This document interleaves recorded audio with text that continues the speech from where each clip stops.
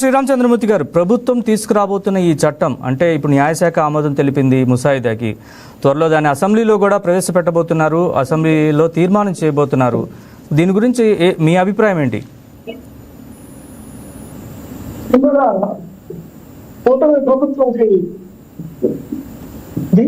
రక్షణ చట్టం special protection act అసెంబ్లీలో ప్రవేశపెట్టడానికి సన్నద్ధమవుతున్నప్పుడు ఆ న్యాయశాఖ వారికి అలాగే కూటమి ప్రభుత్వంకి ముఖ్యంగా నారా చంద్రబాబు నాయుడు గారికి నమస్కారాలు తెలియజేసుకుంటున్నాను.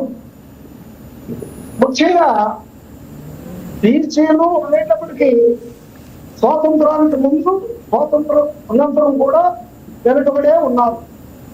ఆర్టికల్ 340, 341, 342 ఇది రాజ్యాంగంలో మొట్టమొదట 340 పక్కన పెట్టారు. 341 ఎస్ఎస్, 342 ఎస్టీస్ వాళ్ళకి సంబంధించిన రక్షణ చట్టాలు అలాగే వివిధ వారికి కావాల్సిన అంటే సౌకర్యాలు ఇవ్వమని మన భారత ప్రభుత్వం చక్కగా నిర్దేశించి చట్టం చేసింది. కానీ వేరే ఆర్టికల్ 340 అనేది ఉంది చూసారా, కాదు ఆయన బీజేపీ 90% రిజర్వేషన్ ఇవ్వాలి, చాలా వెనుకబడి ఉన్నారు అని ఆ రోజున చెప్పినప్పటికీ దాన్ని పక్కన పెట్టాడు. దాన్ని 17 సంవత్సరాలు అలా ఉంచేశాడు. తర్వాత మండల కమిషన్ వచ్చింది. మండల కమిషన్ 1979 వచ్చింది, జనతా ప్రభుత్వంలో వచ్చింది. కానీ మండల కమిషన్ కి వ్యతిరేకంగా అనేక ఉద్యమాలు జరిగాయి.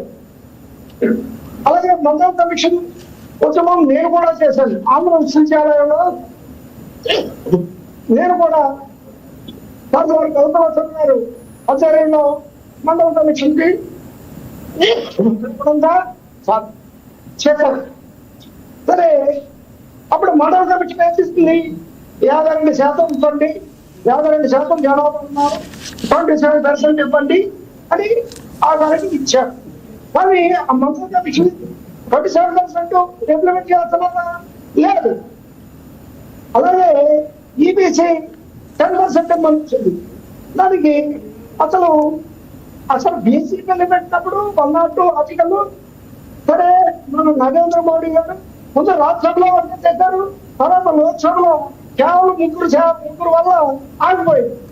ఆ రోజునే మాకు బీసీ బిల్లు ఆమోదం పార్లమెంట్ సాక్షిగా పొంది ఉంటే ఆ గవర్నమెంట్ ఎస్సీస్ మేము చాలా బ్రహ్మాండంగా ఉండేవాళ్ళు.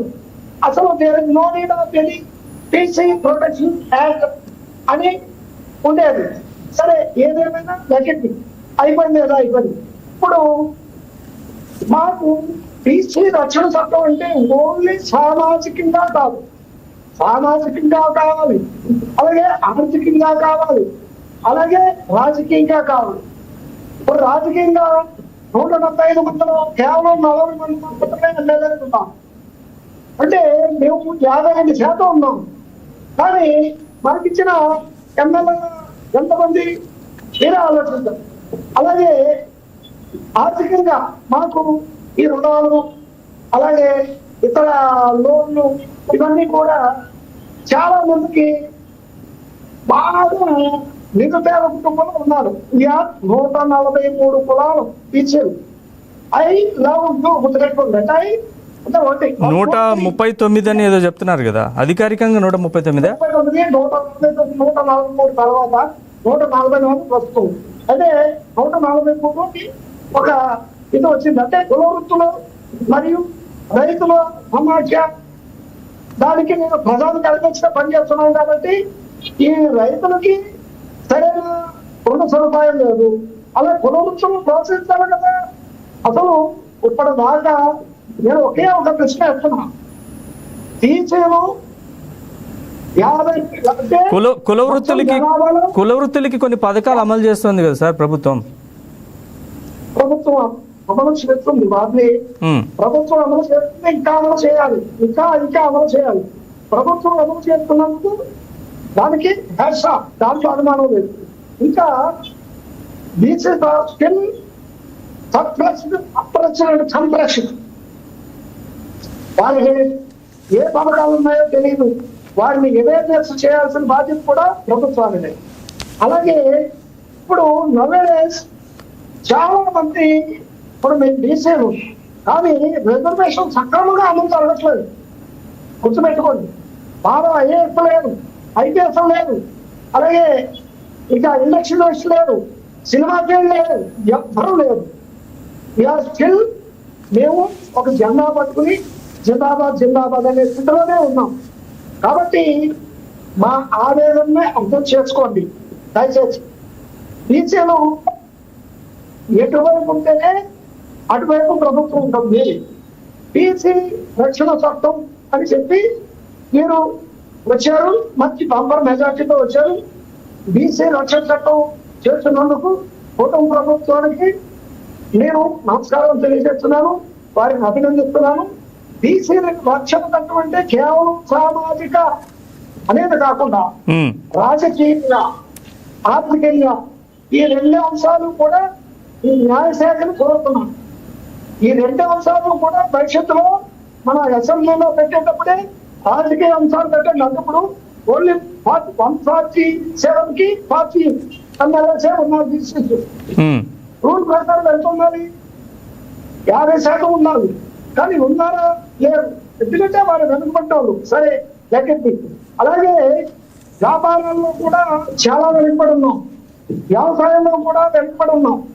అలాగే ఆర్థిక, సామాజిక, రాజకీయ అంశాల్లో మా బీసీలు వెనుకబడి ఉన్నారు. కాబట్టి బీసీ రక్షణ చట్టం అనేది కేవలం మీరు పెడుతున్నారు చాలా చక్కటి విషయం. ఎందుకంటే చాలా పల్లెటూరులో బీసీల మీద అనేక అకృత్యాలు, దాడులు జరుగుతున్నాయి. వారు ఎవరికి చెప్పుకోవాలో కూడా తెలియని దుస్థితిలో ఉన్నారు.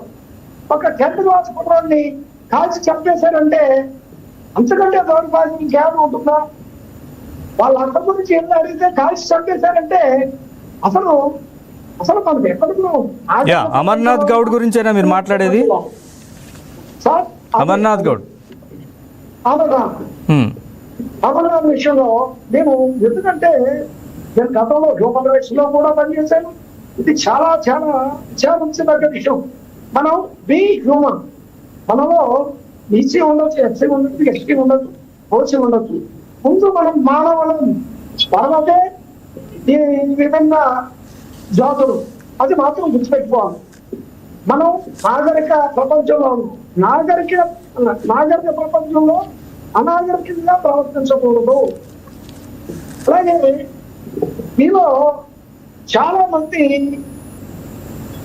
ఎవరితో టికెట్లు ఇస్తున్నారు, ఎందుకు ఇస్తున్నారో తెలియదు. టికెట్లు ఇచ్చినప్పుడు కూడా ఒక సమర్థమైన నాయకత్వం అని ఎందుకోండి. మరి మన చంద్రబాబు నాయుడు గారు, మన అలాగే పవన్ కళ్యాణ్ గారు, అలాగే మన కూటమి ప్రభుత్వం అందరూ కూడా ప్రతి రోజుకి ఒక 18 గంటలు రాజకీయాల గురించి ఆలోచిస్తాం. ముఖ్యంగా మేము నరేంద్ర మోడీ గారి ధ్యానం అంటే కొన్ని విషయాల్లోని ఎందుకంటే భారతదేశాన్ని ఐక్యత, సఖ్యత ఉంచడంలో ఆయన మంచి నేర్పరు. మన భారతదేశం అంటే మన దేశంలో మరొక భాగం విడిపోకుండా ఆయన నిరంతరం కనీసం ఒక్క సెలవు పెట్టకుండా కాపాడుతున్నందుకు వారికి నేను దగ్గర, ఎందుకంటే ఈ కూటమి ప్రభుత్వంలో ఆయనే నాయకత్వం కాబట్టి వారికి కూడా నేను నమస్కారం తెలుపుతున్నాను. కాబట్టి మనం జనాభా ఉన్నాం. ఆ జనాభాకు అనుగుణంగా మనకి ఎవరెవరి వాటా ఎంత వస్తుందో దాని ప్రకారం ఇచ్చేయండి. మీరు బీసీ రిజర్వేషన్ల గురించి అడుగుతున్నారు అంతే కదా?